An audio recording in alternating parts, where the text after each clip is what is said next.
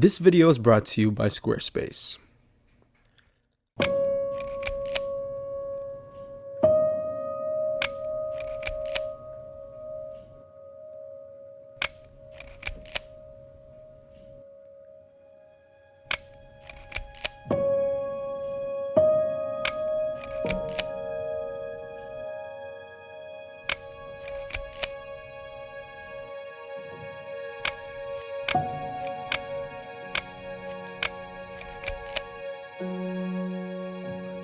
Today, I wanted to make a video talking about some beginner street photography tips that, you guys can utilize if anybody's out there trying to get into it. I realize that I've never made a video on this topic before. I don't know why. Maybe I just haven't gotten around to it, but today I'm going to kind of spill out all of the things that I would recommend you either try or do before you go out shooting street photography.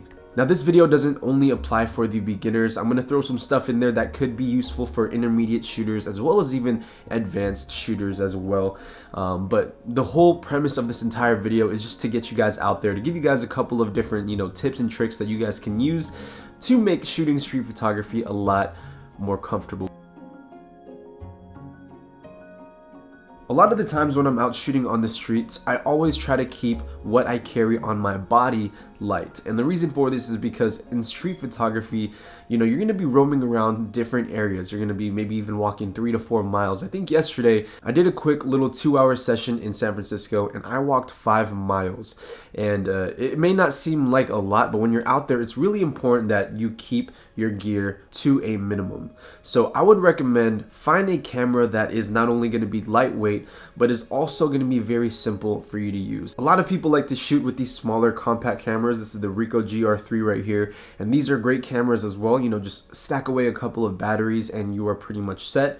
Other people might even just like to use their phones. There's a lot of good street photographers out there that I know that only use their cell phone. So that's another way to go about it. You want to be able to just carry one lens and one body at all times. Just make sure that you carry the minimum when it comes to gear so it's not weighing you down when you go out to make photographs. No matter what lens or camera combination you're shooting, when it comes to street photography, you have to remember that less is more. Now, in street photography, it takes a lot of confidence to be able to go out and shoot by yourself. And so one tip that I would always recommend somebody do when they're first starting out is to plan a day with your friends, a couple of different photographers, maybe 2 to 3, and you guys all go out and shoot together. Now, what this is going to do is it's going to build your confidence, because when you're with more people, it almost seems like, you guys are just having fun, even though you guys might be actually seriously out there trying to make photographs. And what this does for you is it just makes the entire environment a lot less nerve-wracking, if you will, and it's just going to be an overall more comfortable environment to shoot in when you have a couple of different friends around doing the same thing. It's also going to be a lot easier for you guys to be seen as maybe tourists or just, a couple of people having fun with their cameras. And this is going to set you up in the long run for being more confident to go out there by yourself. So shoot a couple of times with your friends. I would recommend, you start off with that. Once you build that confidence, once you feel like you can go out there by yourself, then I would try to experiment as well on your own. All right, guys, really quick, I want to thank our good friends over at Squarespace for sponsoring this video. Squarespace is the all-in-one platform to build a beautiful online presence and run your business. Now, even if you are a street photographer, you have to have your own website to show off your work. And having a dedicated place to exhibit your images without any distractions is absolutely crucial. I built my website with Squarespace, and I can't stress how easy it was to make my portfolio. There's tons of templates to help you get started, and also an option to add a store so you could start selling your prints. E-commerce through Squarespace is a breeze, and they really make it easy to manage invoices, add new products, and provide your customers with a safe and secure checkout. Now, if you guys want to get started with your own website, head over to squarespace.com/KingJapes or enter promo code KingJapes at checkout for 10% off your first purchase of a domain or website.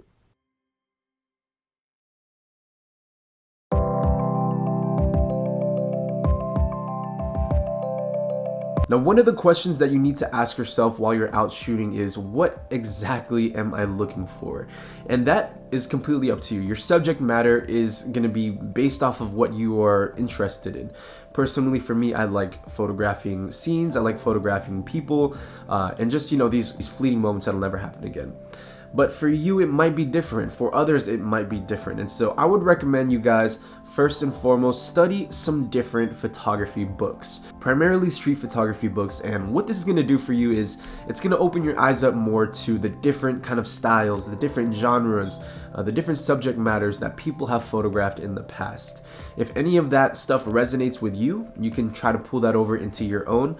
But I would recommend, you study these, because it's not only going to give you, the different styles and subject matters of the past photographers, but it's also going to give you a really good reference for composition. Composition in street photography is huge. Learning how to essentially frame photographs or utilize leading lines, subframes, and whatnot is going to be a huge thing for you to pick up and learn. And another double whammy with the photo books again is you can learn a lot of composition from the photographs that are in there. So definitely do more research on the different street photography books that you might be interested in, and always use it as a resource, not only for inspiration but for composition and overall subject matter for street photography.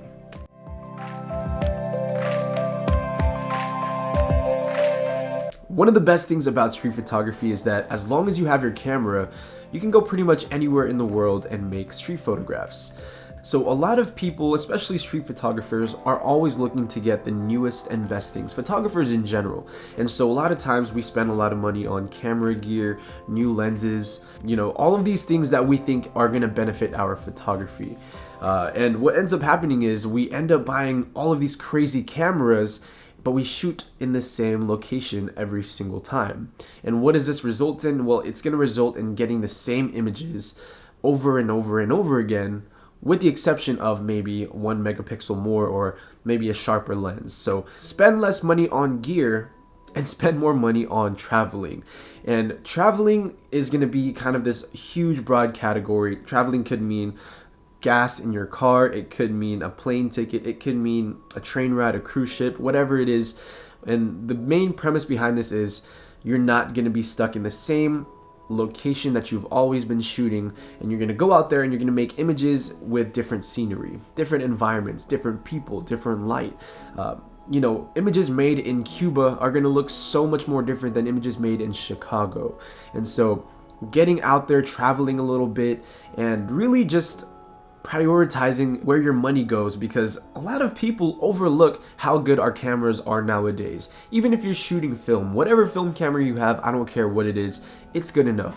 Honestly, man, spend your money on traveling, put yourself in different places that you thought you would never go, and make photographs. And I guarantee you're gonna get far better enjoyment and happiness and overall photographs out of these different locations, just because you traveled and you went out of your comfort zone, you got into different areas, and you made these incredible images.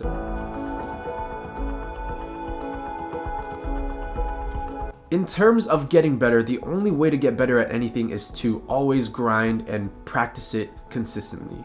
When you practice things consistently, your mind starts to, develop these almost superpower muscle memory instincts. And this is, this goes for basketball, this goes for learning an instrument, this goes for anything really. To put it simple, you're just gonna get better. And this really shows in street photography. Now, you don't need to quit your job and then dedicate all of your time to making photographs. You don't need to do that. But what you need to do is practice even when you're not out with your camera. So that means when you're in your office job or whatever job you work, look around you, man, and try to find different scenes. If there's nice lighting, take out your phone, take a couple photographs of it. You need to start to develop an active observation of your surroundings, which is going to be a huge, crucial skill that you need to learn for street photography, because if you can't recognize a scene, a mile away, you're not going to recognize one in front of you. Usually my day's shooting starts off with packing my gear, and that's usually a camera slinged over my shoulder. I usually have my Leica with a film in it, and then I'll pack a couple of rolls of that, head out to the city, and just grab some coffee. And the first 15 minutes or so, I don't even shoot. What I'll do is I'll walk around and I'm just gonna observe kind of, the mood, the energy, the scenes of the street, and really get acclimated to everything that's going on. And once I'm kind of comfortable with everything, drinking that coffee and down in that thing, I'll usually by then feel very inspired and I'll start shooting. And you got to develop a routine, something that you can consistently practice in the long run, really, but still practice consistently so that you can develop your eyes for street photography. One thing I often overlook is the beauty in the process. Learning how to make street photographs isn't going to be easy. Matter of fact, it could be very scary at first, but eventually, as you put yourself through more experiences, it gets easier. So get out there with a couple of friends and have some fun. Make those world-class images you've been wanting to create. Oh, and don't forget, less is more and that the world is waiting for you to make a Squarespace website. Cheers.